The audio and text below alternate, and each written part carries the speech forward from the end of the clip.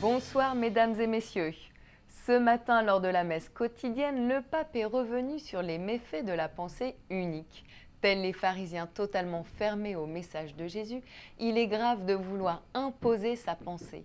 La dictature de la pensée unique ne laisse pas de place pour Dieu et mène à l'idolâtrie de soi-même. La pensée unique tue la liberté des peuples, la liberté des gens, la liberté des consciences, nous dit le pape. Combien de malheurs cela entraîne-t-il? Écoutons un résumé de son homélie.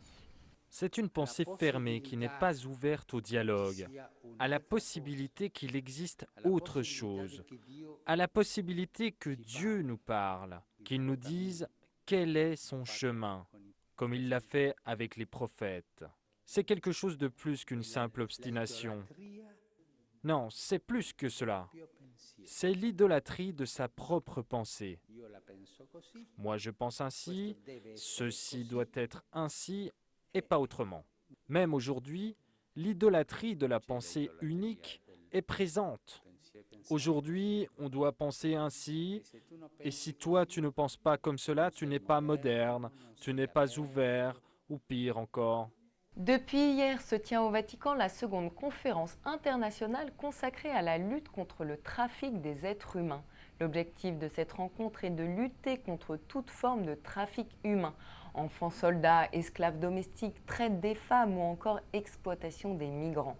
Le pape François le répète, c'est un crime contre l'humanité. Il encourage la communauté internationale à adopter une stratégie commune et efficace. Écoutons-le. La traite des êtres humains est une plaie dans le corps de l'humanité contemporaine, une plaie dans la chair du Christ. C'est un crime contre l'humanité, a dit le pape François lors du discours devant les 120 participants à la deuxième conférence internationale contre la traite des êtres humains au Vatican. Lors de cette rencontre étaient présents les autorités de police et les œuvres humanitaires pour dialoguer et confronter leurs approches respectives. Le fait de nous trouver ici pour unir nos forces, a noté le pape, signifie que nous voulons que les stratégies et les compétences soient accompagnées et renforcées par la compassion évangélique, par la proximité aux hommes et aux femmes qui sont victimes de ce crime. À l'issue de cette rencontre internationale, une déclaration commune a été signée et le groupe Sainte-Marthe a été mis en place, regroupant les chefs de police de différents pays. Monseigneur Durocher, archevêque de Gatineau et président de la Conférence épiscopale du Canada, représentait les évêques canadiens. Il était accompagné d'un délégué de la Gendarmerie royale du Canada. Il revient sur le trafic des êtres humains au micro de Radio Vatican. C'est un thème qui se parle de plus en plus au niveau des organismes concernés, je dirais, tant dans les forces policières qu'au niveau du gouvernement. J'ai l'impression qu'au niveau populaire, au niveau des médias, ça n'a pas percé comme problème particulier. Au niveau de la sensibilisation de la population, de ce côté-là, on peut faire beaucoup, tant au niveau de nos paroisses qu'au niveau de nos mouvements d'église. Devenir conscient de la réalité de ce problème, je pense, est une première étape.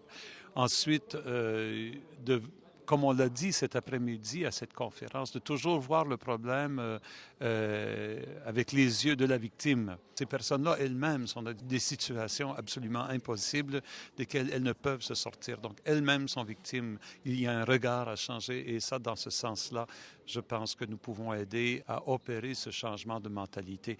Et je pense que la troisième chose qu'on peut faire, c'est éveiller la collaboration avec nos forces policières pour qu'il y ait cette plus grande coopération entre les organismes communautaires et nos forces policières pour lutter contre ce fléau. Ce week-end aura lieu la journée mondiale de la jeunesse diocésaine sur le thème « Heureux les pauvres de cœur, car le royaume des cieux est à eux ».